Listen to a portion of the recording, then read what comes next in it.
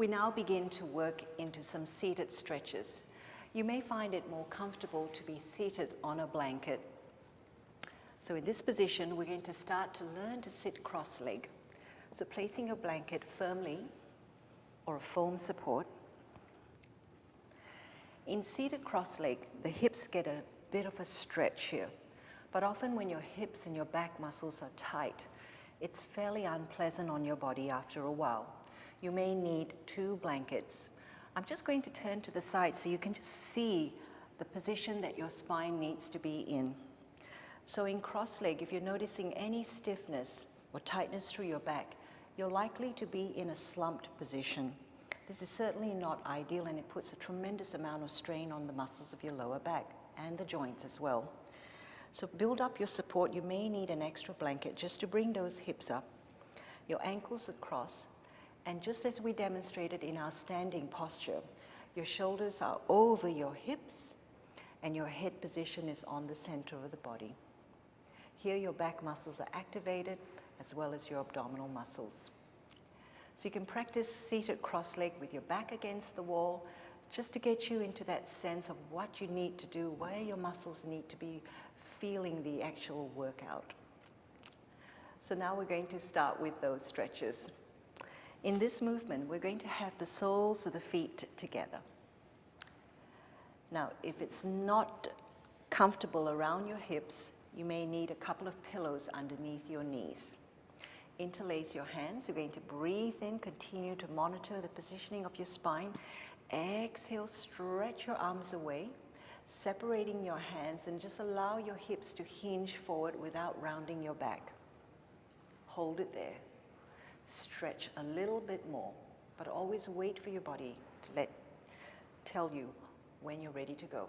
Now hold your ankles, bring your shoulders back up and over your hips. Let's try that again. Inhale. Exhale as we stretch the arms forward.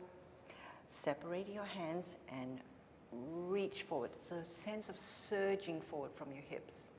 Holding on to those ankles and pull yourself up nice and tall.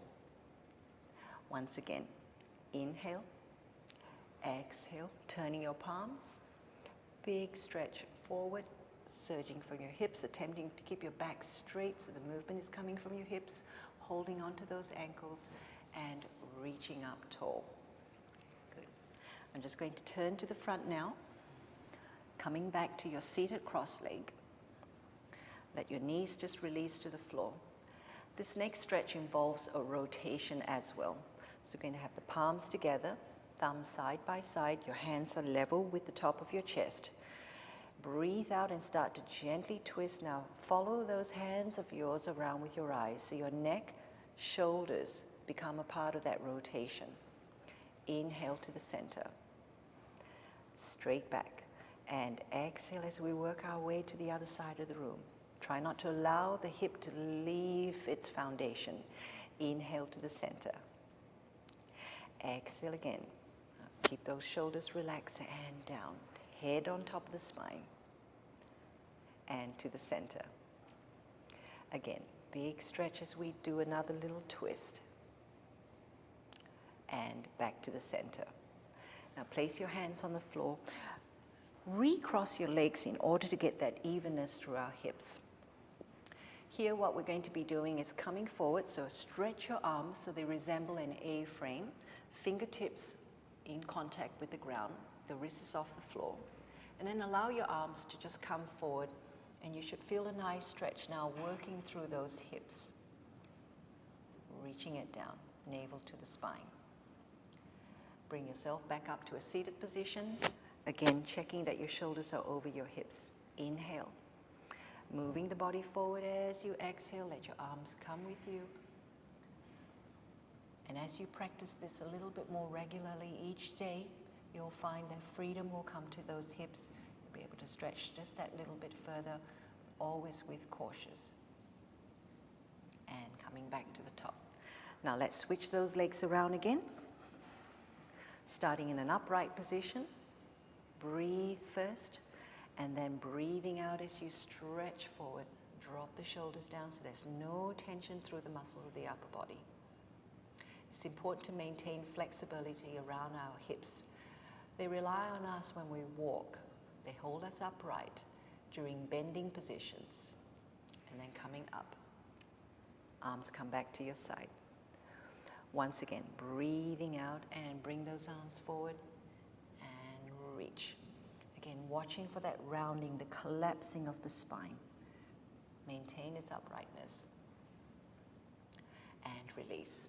Now let's recross those legs. In this next position, one side of your hip will feel a stronger stretch compared to the other. So we'll bring ourselves forward first. Keep your buttocks down on top of your support. Then take both of your hands and walk yourself across to your right side. And as you take yourself to the right, notice how that left hip is stretched even further. Breathe easily. You'll feel a mild tension, but if there's any pain, please pull back or stop entirely. Take those hands across to the left side. And now you should feel a stretch into that right hip. Holding it there. And coming back to the center. Bring your shoulders back upright. I'm going to turn you around again.